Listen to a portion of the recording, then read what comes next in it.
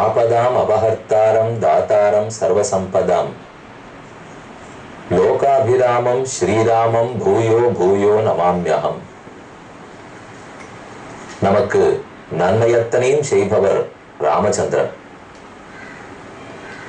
அவ்விராமனின் நன்மையை நாம் நேரே பெறுவதை விட ஆஞ்சநேய சுவாமி மூலமாக பெறுவதே சாலச் சிறந்தது. பகவானுக்கு எத்தனையோ குணங்கள் உள்ளன. அதில் அவருடைய வீரம் என்னும் சிறப்பான குணத்துக்கு ஆழ்ந்து அதை அனுபவித்து அதிலேயே ஈடுபட்டவர்தான் ஆஞ்சநேயர். ராமனுடைய வீரம் ஒரு புறம், அவனுடைய விவேகமும் கருணையும் மற்றொரு புறம். இந்த ரெண்டையும் ஒரு சேர பெற்றுக்கொண்டு அவ்விரண்டையும் கலந்து நமக்கு ஊட்டுபவர் ஆஞ்சநேய சுவாமி. இன்னைக்கு நாம் காஞ்சிபுரத்துக்கு அருகே முத்தியாலுப்பேட்டை என்னும் இடம், அங்கிருக்கும் ஆஞ்சநேயரை தரிசிக்க போகிறோம். சிறிய திருக்கோயில், பக்கத்தில் உள்ள பெரிய திருக்கோயில் பகவான் ஸ்ரீனிவாச பெருமானுடையது. அதற்கு அருகே இதர் ஆச்சரியமான ஆஞ்சநேயர் கோயில், பிரசன்ன ஆஞ்சநேய சுவாமி. இந்த திருக்கோயிலின் அமைப்பையும் அங்கே பிரதிஷ்டை செய்யப்பட்ட ஆஞ்சநேயர் திருமேனியையும் நோக்கினால் வியாசராஜர் பிரதிஷ்டையாக இருக்க வேணும் என்றே தெரிய வருகிறது. மூலவர் வெகு நேர்த்தியாய் பெரிய திருவுருவத்தோடு எழுந்தருளி உள்ளார். அதே போல உற்சவரும் அத்யற்புதமாக உள்ளார். கோயிலுக்குள் நுழைகிறோம். நன்கு பராமரிக்கப்பட்ட திருக்கோயில். இங்கே காஞ்சிபுரத்து அர்ச்சக சுவாமிகள், பட்டர்கள், அவர்களாலேயே இவ்வெம்பெருமானும் இங்கே ஆஞ்சநேயரும் ஆராதனம் செய்யப்பட்டது உண்டு. இதோ ஆஞ்சநேய சுவாமியை தரிசிக்கிறோம். முதலில் மூலவரை சேவிப்போம். வலது கையை தூக்கி பிடித்து நமக்கு அபயம் அளிக்கிறார். இடது கையால் சௌகந்திகா புஷ்பத்தை பற்றி கொண்டிருக்கிறார். மார்பில், ஆஞ்சநேயருடைய திருமார்பில் ராமருடைய பதக்கம் விளங்குகிறது. இதோ ஆஞ்சநேயருடைய திருமுகத்தை சேவித்தால் அவருடைய உதடுகள் சிவந்து மூக்கினுடைய கீழ்ப்பகுதியில் இருந்து கன்னப்பகுதி வரை பருத்தும் சிவந்தும் காணப்படுகின்றன. மூலவருடைய திருமேனியை சேவிக்கும் போது வியாசராஜர் பிரதிஷ்டையாக இருப்பின் கல்லில் இருந்து புடைத்த விக்கிரகமாகத்தான் இருப்பார். ஒரு பாதி, அதாவது முன்புற பாதி மட்டும்தான் தரிசனமாகும். பின்புறம் சிலாரூபத்தில் சிலையாகவே தான் இருப்பார். அவருடைய முகத்தை சேவித்தாலும் அநேகமாக ஒரே ஜாடையில் தான் இருக்கும்.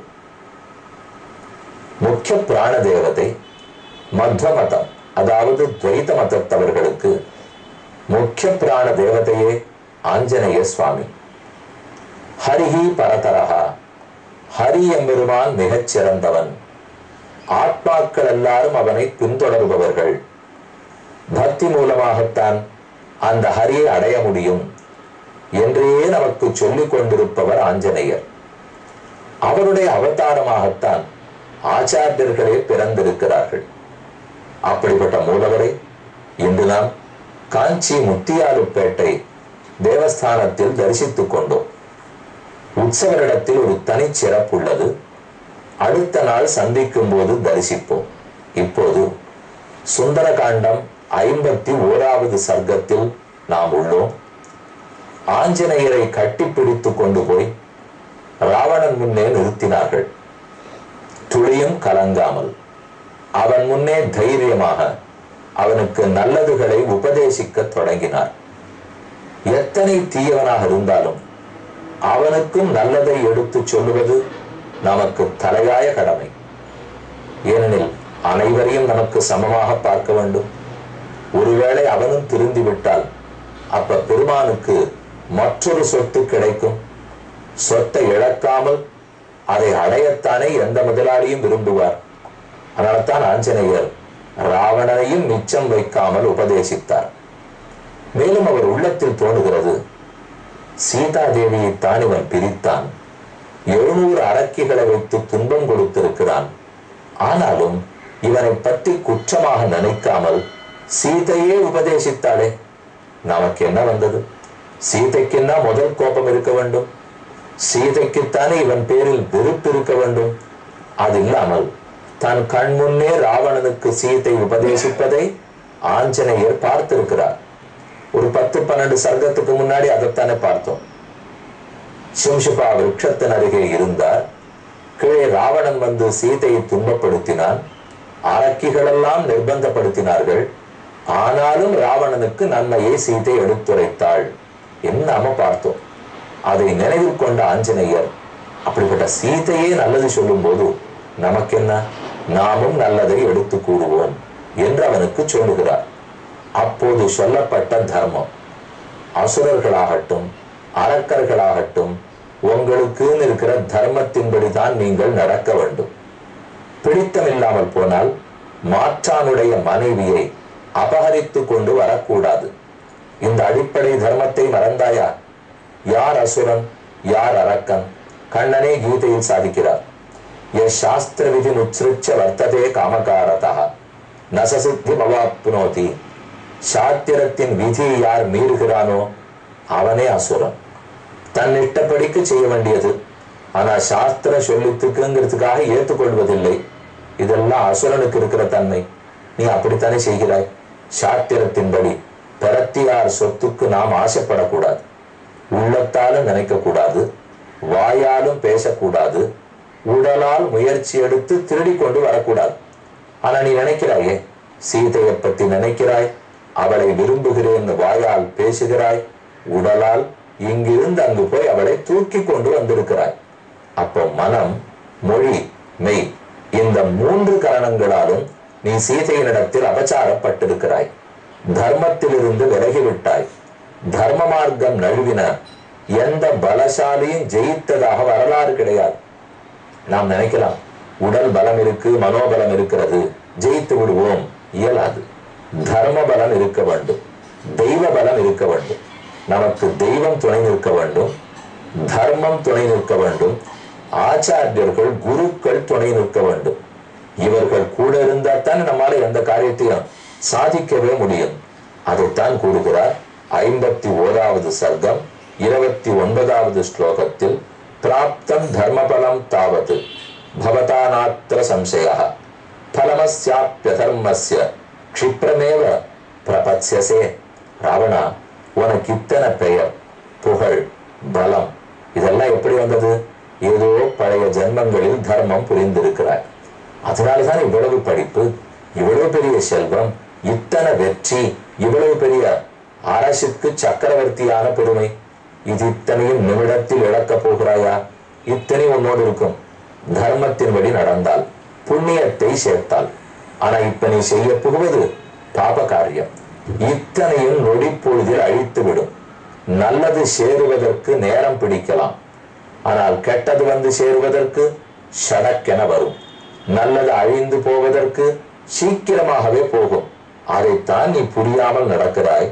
ஜனஸ்தான வதம் புத்வா வாலினச்ச வதம் ததா ராம சுக்ரீவ சக்கியஞ்ச புத்தியஸ்வ ஹிதமாத்மனஹ. ஜனஸ்தானத்தில் சூர்பணகை சொன்னபடியால் 14,000 பேர் ராமனை எதிர்த்து வந்தார்கள். அனைவரும் அழிந்து ஓடினார்கள். அதையும் கேள்விப்பட்டிருக்கிறாய்.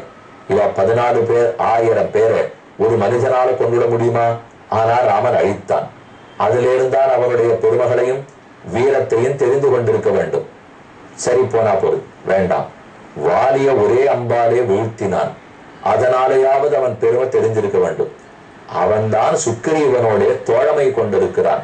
இனி அந்த உண்மையை தெரிந்து கொண்டு நீ விலகி போக வேண்டாமோ? யாம் சீதே தெரிஜானாசி ஏயம் திஷ்டதி தே கிரகே காலராத்திரீதி தாம் வித்தி சர்வலங்கா விநாசினி. சீதை பேரழகி, நாம் அனுபவிக்க வேண்டிய பெண். என்று நினைத்து கொண்டு அழைத்து வந்து வைத்திருக்கிறாயே, உண்மையில் அவள் வெறும் பெண் அல்லல். பின்னே உனக்கு கால தெய்வத்தை போல வந்தவர், உனக்கு மிருத்து தெய்வம் அவள்தான். அவள் ஒரு காலராத்திரி போலே, அதாவது உன்னுடைய முடிவுக்கு அவள்தான் காரணமாக போகிறாள். நீ அவளிடத்தில் குற்றம் புரிந்தால் முடிந்து போக போவது உறுதி.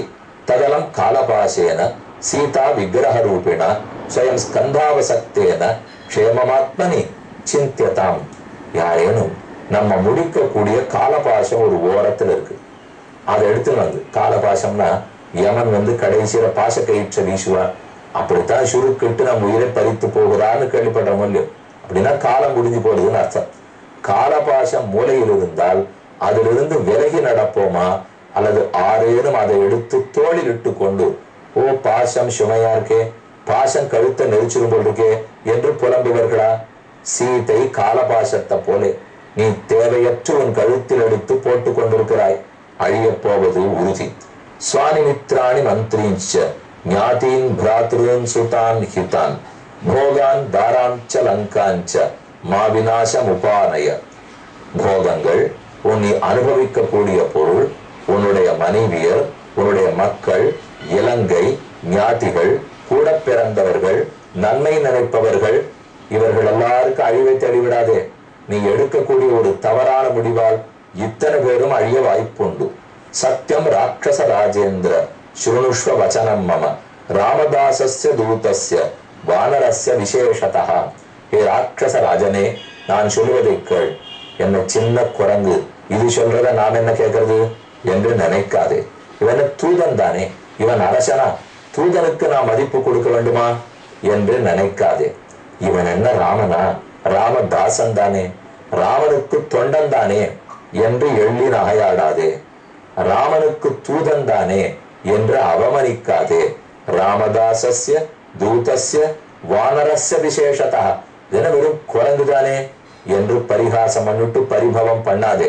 குரங்கு என்றோ தூதன் என்றோ தாசன் என்றோ என்னை இகழாதே. சர்வான் லோகான் சுசம்கிருத்ய சபூதான் சராச்சரான் புனரேவ ததா ஸ்ரஷ்டும் சக்தோ ராமோ மகாயசாக. நான் யாருக்கு தாசன் தூதன் தெரியுமோ? உலகனைத்தையும் ஒரு நொடியில் அழித்து விட்டு மறுபடியும் அடுத்த நொடியில் அனைத்தையும் பழையபடி படைக்க தருந்தவன் அந்த ராமனுக்குத்தான் நான் தாசன், அவனுக்குத்தான் நான் தூதன். யோ ராமம் பிரதி யுத்தேத விஷ்ணு துல்லிய பராக்கிரமம் சர்வலோகேஸ்வரஸ்யேக கிருத்வா விப்ரியம் ஈதிருஷம். ராமனுக்கு பிடிக்காதது செய்துவிட்டு உலகத்தில் யாரும் நலமாக வாழ முடியாது.